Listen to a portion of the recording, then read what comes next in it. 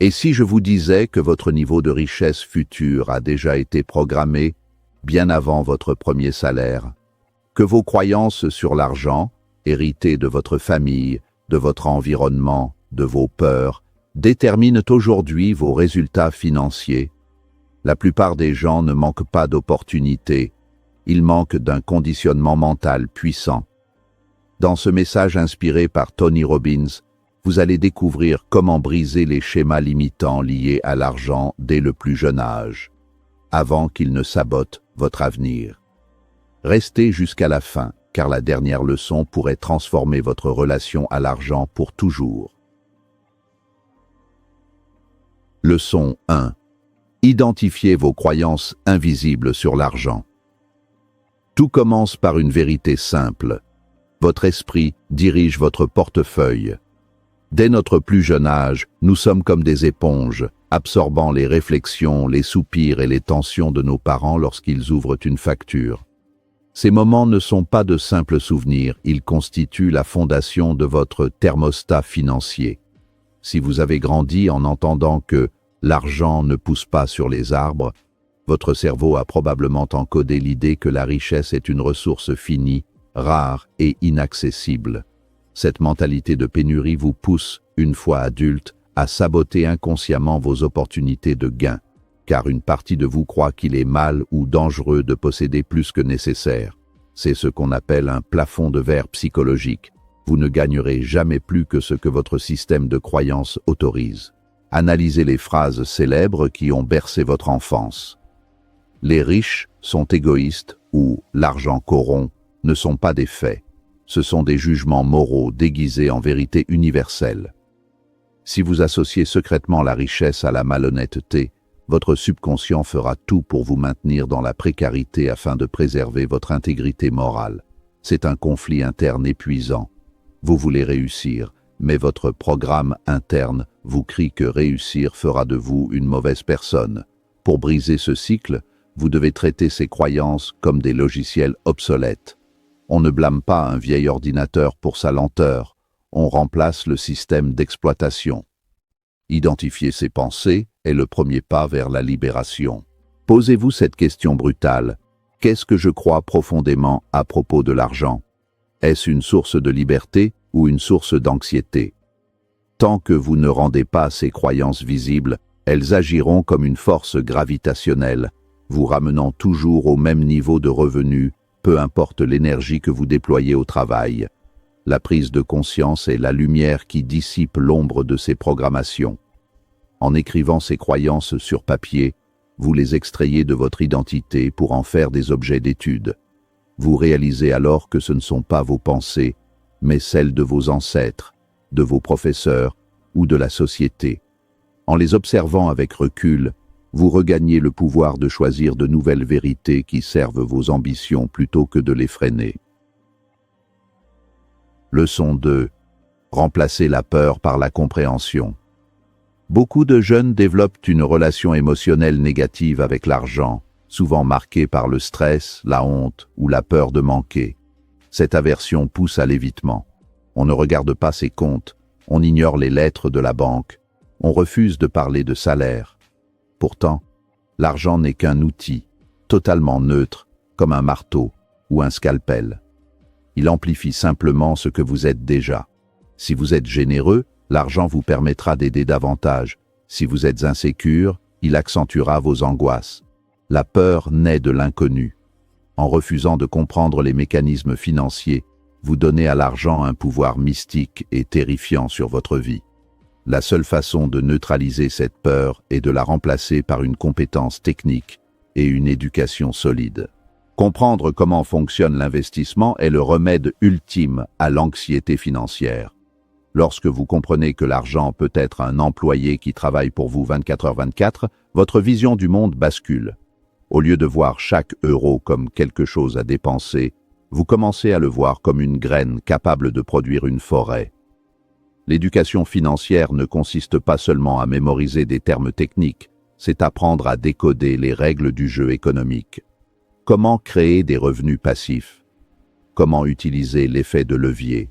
Comment protéger son capital de l'inflation? Ces questions ne sont pas réservées à une élite. Elles sont les clés de votre autonomie. La connaissance agit comme un bouclier contre les aléas de la vie.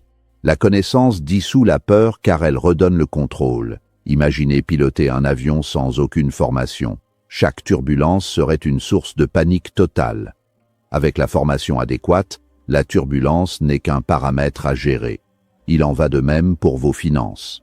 En apprenant à faire travailler l'argent pour vous, vous passez du statut de victime des circonstances à celui d'architecte de votre destin. Ce passage de l'ignorance à la maîtrise demande un effort initial de curiosité, mais le dividende psychologique est immense. Une sérénité inébranlable face à l'avenir. Ne laissez plus vos émotions dicter votre rapport à l'économie. Laissez la logique et l'apprentissage prendre les commandes. Leçon 3. Développez une identité financière forte. Vous n'obtenez pas ce que vous voulez dans la vie. Vous obtenez ce que vous croyez mériter. C'est l'un des principes les plus profonds de la psychologie du succès. Si, au fond de vous, vous vous voyez comme quelqu'un de moyen, de malchanceux ou de destiné à galérer, vos actions s'aligneront systématiquement sur cette image. L'identité est le gouverneur de la performance humaine. Une personne qui se voit comme un épargnant discipliné n'a pas besoin de faire d'efforts de volonté pour mettre de l'argent de côté. Elle le fait parce que c'est qui elle est.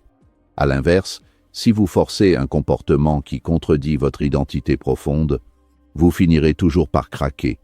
Le changement durable ne vient pas de ce que vous faites, mais de qui vous devenez. Changez votre identité en commençant par le langage que vous utilisez envers vous-même. Remplacez les « je ne peux pas me permettre ça » par « comment puis-je me permettre ça ». Adoptez de nouvelles affirmations basées sur des compétences réelles. Je suis quelqu'un qui apprend vite. Je suis discipliné financièrement. Je crée de la valeur.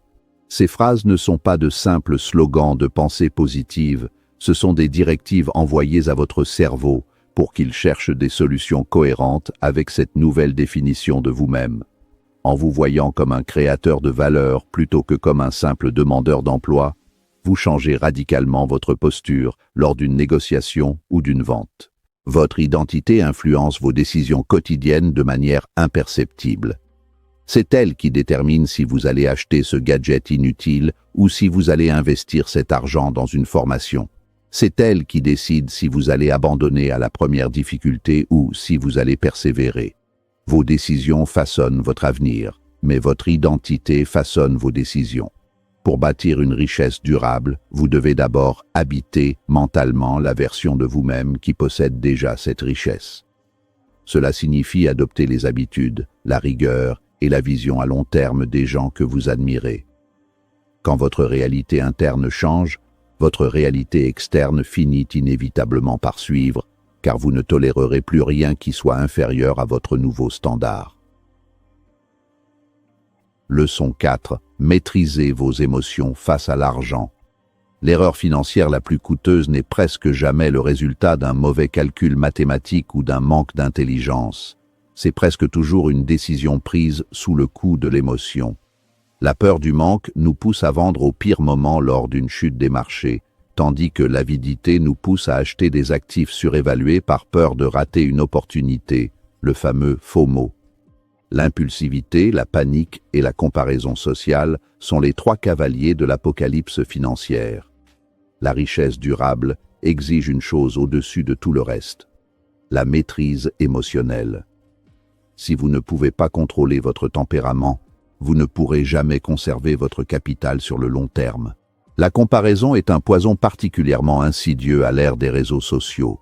Voir la réussite apparente des autres peut déclencher un sentiment d'urgence ou d'infériorité qui nous pousse à prendre des risques inconsidérés ou à dépenser de l'argent que nous n'avons pas pour impressionner des gens que nous n'aimons pas. La maîtrise émotionnelle consiste à se déconnecter du bruit extérieur pour se concentrer sur son propre plan de vol. Avant chaque décision financière importante, qu'il s'agisse d'un achat majeur ou d'un investissement, imposez-vous une pause. Demandez-vous: est-ce que je réagis par peur, par orgueil, ou est-ce que je choisis consciemment en fonction de mes objectifs à long terme? Celui qui contrôle ses émotions contrôle ses résultats, car il devient prévisible et stratégique là où les autres sont erratiques. La maîtrise de soi est la forme ultime de levier financier. En période de crise, alors que la masse cède à la panique, l'individu émotionnellement stable voit des opportunités là où les autres voient des catastrophes. En période d'euphorie, il garde la tête froide et sait quand se retirer. Développer cette discipline demande du temps et souvent quelques erreurs de parcours, mais c'est l'investissement le plus rentable que vous puissiez faire. Votre portefeuille ne sera jamais plus grand que votre capacité à rester calme sous la pression. Leçon 5. Agissez tôt, même petit. Le temps est votre plus grand allié, bien plus puissant que le montant de votre capital de départ ou votre taux de rendement. C'est l'essence même des intérêts composés que certains appellent la 8e merveille du monde. Cependant, le plus grand obstacle à l'action est souvent le perfectionnisme ou l'illusion qu'il faut beaucoup d'argent pour commencer. C'est une erreur fatale. Attendre d'avoir un gros salaire pour épargner, c'est comme attendre d'être en forme pour commencer le sport.